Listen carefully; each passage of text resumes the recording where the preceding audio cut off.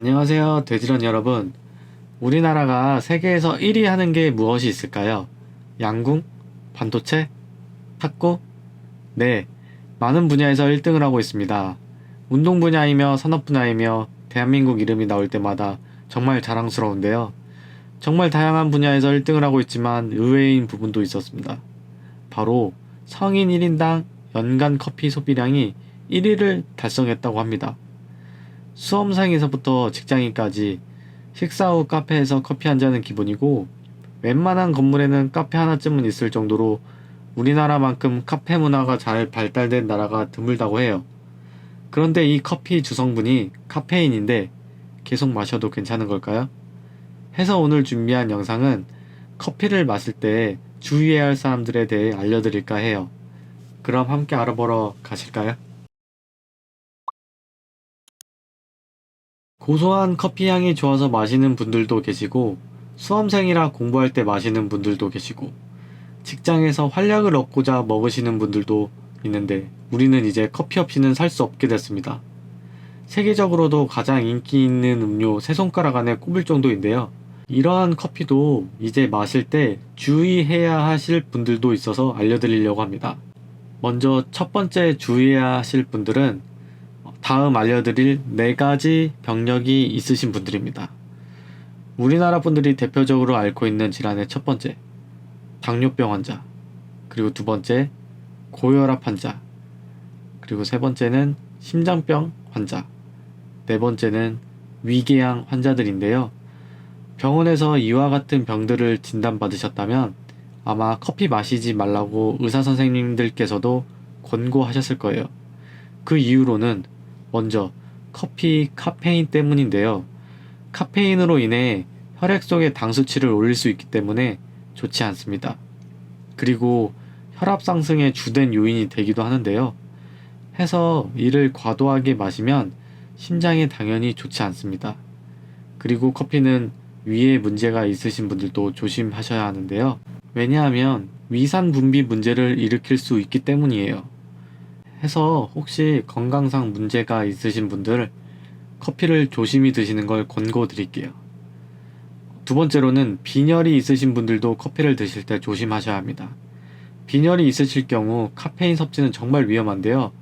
그 이유로는 빈혈이 발생하는 원인을 말씀드릴게요. 빈혈은 몸에 철분이 매우 부족한 상황이라서 자주 어지럽다는 느낌을 가질 수가 있습니다. 이때 카페인이 몸에 들어갈 경우 철분이 우리 몸에 흡수되는 걸 방해할 수 있고, 더욱 철분을 부족하게 만들어서 꼭 커피가 아니더라도 고카페인이 들어간 음료라면 조심하셔야 합니다. 세 번째로 조심하셔야 할 분들은 역류성 식도염을 가지고 계신 분들입니다. 요즘 음식을 드실 때 급하게 드셔서 젊은 나이에도 역류성 식도염을 앓고 계신 분들을 종종 볼 수가 있습니다. 이 역류성 식도염을 앓고 계신 분들도 커피는 조심하셔야 하는데, 커피를 마시면서 각성 효과로 일의 효율성을 높이는 것도 중요하지만 본인의 건강 상태를 알고 섭취하는 게 진짜 중요합니다. 몸에 커피가 들어가게 되면 위산 분비가 촉진될 수 있어 역류성 식도염을 앓고 계신 분들이라면 증상을 더욱 악화시킬 수 있기 때문입니다. 네 번째로 조심하셔야 하는 분들은 바로 불면증을 앓고 계신 분들입니다. 불면증으로 인해 다음날 일상생활 활동에 지장을 겪는 분들 종종 뵙는데, 카페인에 예민하게 반응하셔서 조금만 마셔도 밤에 잠이 안 오는 경우도 종종 있으며, 이를 알고도 매번 불면증에 시달리면서 커피를 드시는 분들이 계셨습니다. 이런 경우가 장기간 지속되면 건강까지 위협할 수 있어 정말 조심하셔야 하는데요. 커피가 몸에 잘 맞는 분들도 계시지만 자신의 몸의 컨디션에 따라 커피가 해로울 수도 있다는 걸 명심하셔야 합니다.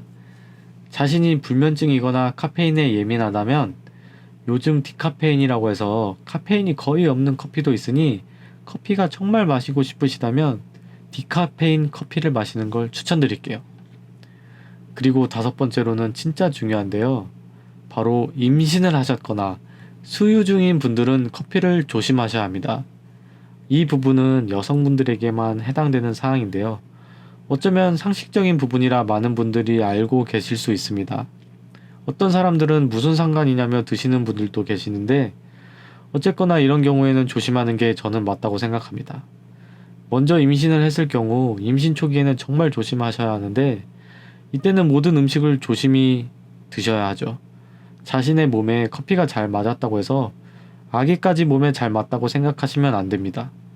임신 초기에는 유산의 위험이 있기 때문에 특히 조심하셔야 하는데 카페인이 태아의 성장 발달에도 영향이 있다고 하니 조심하시기 바랍니다.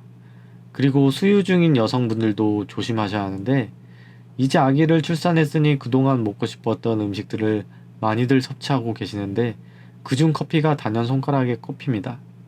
하지만 수유 중에도 임신 때처럼 정말 음식을 잘 가려서 먹어야 합니다. 왜냐하면 모유를 통해 엄마의 영양 성분이 그대로 아이에게 영향을 주기 때문인데요.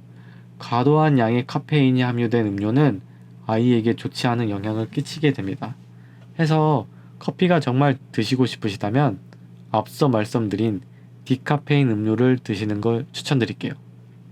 마지막으로 6번째, 커피를 마시면 안 되는 유형으로는 불안장애가 있는 사람입니다. 불안장애가 있는 경우에도 커피를 조심하셔야 하는데요. 역시 카페인이 문제입니다.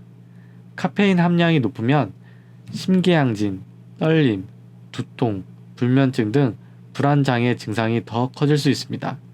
이미 불안장애를 겪고 계신 분들이라면 커피를 당장 끊으셔야 하는데요. 카페인을 과다하게 섭취할 경우 두통과 에너지 감소, 주의력 감소, 우울증, 심지어 독감과도 비슷한 증상이 올 수 있다고 해요. 해서 불안장애가 있으시다면 꼭 커피 주의하시기 바랍니다. 오늘은 이렇게 커피를 드실 때 주의해야 하는 유형에 대해서 알아봤는데요. 카페인은 집중력이나 힐링에 어느 정도 도움을 주기도 하지만 과도하게 마실 경우 심장을 두근거리게 한다거나 현기증, 불안감 또는 신경을 오히려 더 날카롭게 할 수 있습니다. 특히 아이들에겐 좋지 않은 영향을 끼치는 연구 논문들이 계속 발표되고 있으며 과도한 음용은 나이에 상관없이 권장하고 있지 않은 건 사실입니다. 무엇이든 적당히 먹는 게 건강에 좋겠죠? 그럼 모두 건강하게 커피 마시고 오늘 영상이 도움이 되셨다면 구독과 좋아요 해주시면 감사하겠습니다. 영상 시청해 주셔서 감사합니다.